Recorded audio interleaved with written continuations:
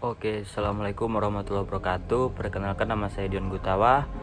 Dan kali ini saya akan menjelaskan tentang enkripsi dan mengimplementasikannya. Pertama-tama, apa itu enkripsi? Enkripsi adalah proses untuk mengubah atau mengkonversi data informasi menjadi ciphertext atau kode rahasia dengan menggunakan pola atau algoritma tertentu. Proses enkripsi ini berguna untuk menjaga data yang kita simpan, kirim, atau terima agar tidak dapat terbaca oleh hacker yang berhasil mendapatkan data kita.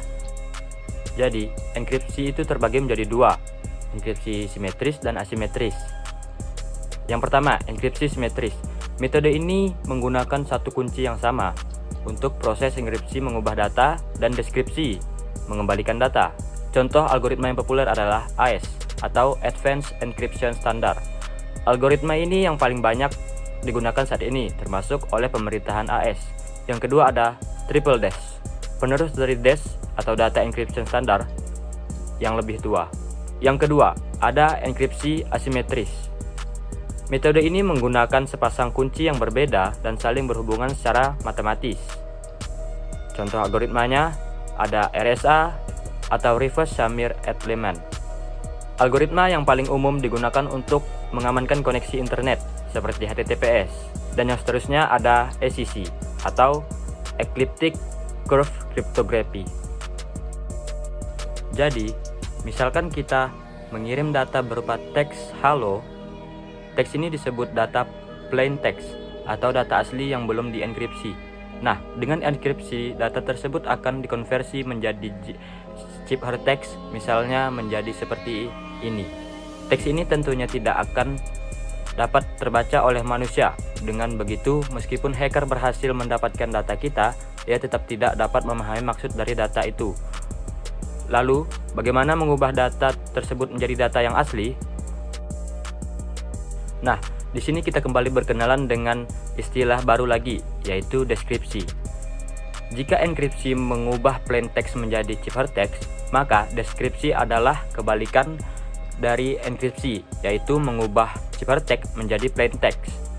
Untuk melakukan deskripsi, diperlukan key atau kunci untuk dapat mengubah ciphertext tersebut menjadi plain text kembali. Tapi jangan salah, meskipun ciphertext cukup sulit untuk diubah kembali menjadi plain text, tetapi ada juga orang yang dapat melakukannya. Ada juga ilmu untuk memecahkan pola ciphertext menjadi plain text yang disebut crypt analysis. Dan orang yang ahli di bidang ini disebut crypt analysis. Tapi itu semua kembali lagi ke seberapa kuat enkripsi yang kita gunakan.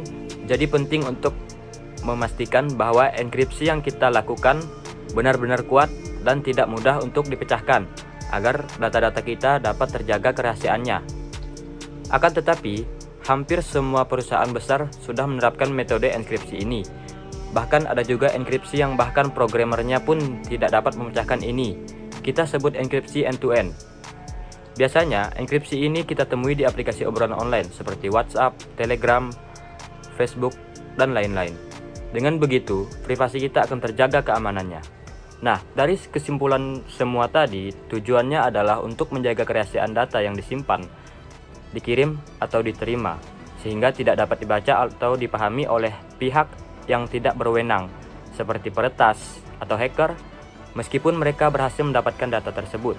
Jadi, keamanan data yang sangat bergantung pada seberapa kuat metode enkripsi yang digunakan. Enkripsi yang kuat sangat sulit untuk dipecahkan. Saya Dion Gutawa, terima kasih telah menonton video saya. Selamat beristirahat.